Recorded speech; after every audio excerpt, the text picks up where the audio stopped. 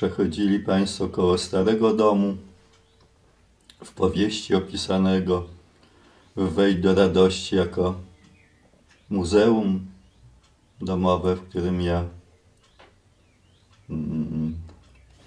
zastanawiam się, potem zasypiam i widzę scenę swojej śmierci. Czy będzie to muzeum, tego nie wiem, to już sprawa tych, którzy będą tutaj mieszkać. A ten dom wybudował mój ojciec, zaczął budowę wtedy, kiedy ja wstąpiłem do seminarium. Więc tak blisko przy tej budowie nie byłem, ale widziałem trzęsienie tego domu, trzęsienie straszne, które powali na pewno całe miasta, nie tylko wieżowce. I widziałem je wtedy, kiedy jeszcze tego domu wcale nie było. Nawet nikt nie myślał, że tu w tym miejscu będzie dom. Była tu piwnica z cegieł sklepiona.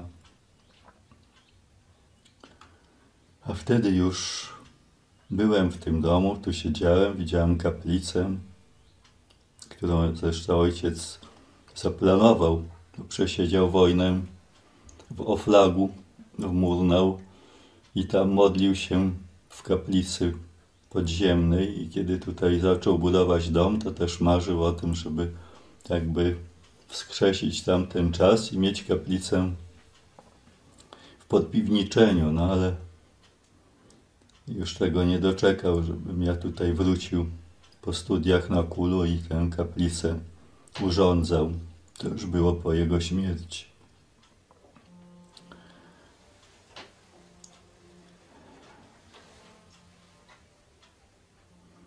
Jest to miejsce, w którym wychowałem się od 3. roku życia.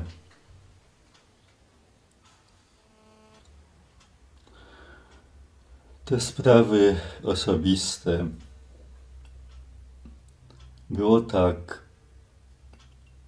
Od dziecka Pan Bóg mnie pouczał o różnych sprawach, które będą się działy w moim życiu późniejszym, aż do samego końca, przez coś, co można by nazwać snami, wizjami w porównaniu z tym, co otrzymywał święty Jan Bosko, chociaż jego było o wiele wyraźniejsze. I tak jak tam piszę właśnie w tym liście internetowym, już od najmłodszych lat wiedziałem, jaka będzie moja droga. Jako 3-letni już mówiłem, że będę księdzem i nigdy z tego się nie wycofałem. Było to absolutnie pewne.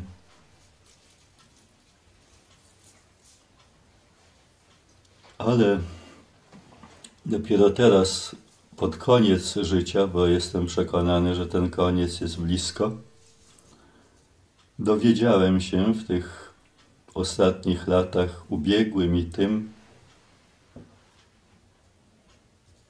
o swoim zadaniu, jakie mam do wypełnienia właśnie w ostatnich miesiącach życia. I to chyba jest ważne, żebyśmy tutaj o tym porozmawiali, prawda? Przedtem nie zdawałem sobie z tego sprawy, że te moje sny, wizje przydadzą się komuś jeszcze, jakiemuś szerszemu ogółowi. Niechcący stałem się w cudzysłowie ekspertem w ocenianiu różnych orędzi, przesłań, tekstów. Pytają mnie, różnymi drogami docierają do mnie z pytaniami, co myśleć o tym, o owym, o takim kształcie, innym wydarzeń, więc oczywiście nie wszystko potrafię wyjaśnić, ale wiele rzeczy staje mi przed oczyma, staje przede mną otworem i mogę powiedzieć, że tak i tak, albo zupełnie przeciwnie.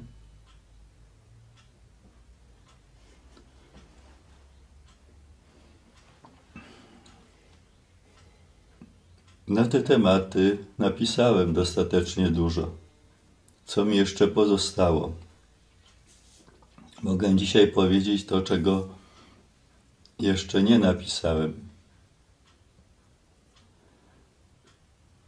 Między innymi moim zadaniem było przygotować ludzi i świeckich, i duchownych na męczeństwo, które nadchodzi. To męczeństwo sam przeżywałem, swoje własne, i opisałem w książce Wejdź do radości, w ostatnim rozdziale tej powieści.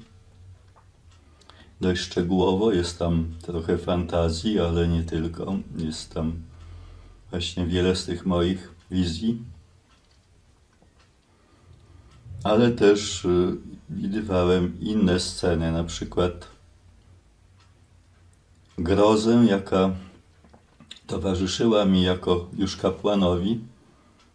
W ciągu dnia nie mogłem być w domu, bo poniósłbym śmierć. Więc mogłem tylko nocą przychodzić do swojego domu. I doskonale pamiętam właśnie tę atmosferę tych dni. Kiedy dni musiałem spędzać w lesie i przychodzić tylko na noc, żeby się najeść, przespać. Teraz bym powiedział, odprawić mszę świętą, ale wszystko po kryjomu. To mniej więcej napisałem, więc już to piłatowe niech będzie. A czego jeszcze nie? W tych dniach uświadomił mi człowiek pewien, bardzo bojowo nastawiony do życia, że nie możesz tak jakby pod nóż podstawiać swoich współbraci i wielu ludzi, którzy czytając o tym twoim nastawieniu na męczeństwo, że idzie z radością, nie będą w stanie takimi kategoriami o tym myśleć. A więc będę pisał w najbliższym czasie, jeśli Bóg pozwoli, jeszcze jeden list, już taki do szerszego ogółu, skierowany i do ludzi świeckich, i do księży. Jak wszyscy powinni wystąpić w tych czasach, kiedy sataniści, kiedy opętani ludzie uderzą na księży i na kościoły, jak powinni bronić. Jeżeli to napiszę, to przypuszczam, że z grubsza rzecz biorąc, moje zadanie przygotowywania ludzi do tego, co nadchodzi, zostanie zakończone.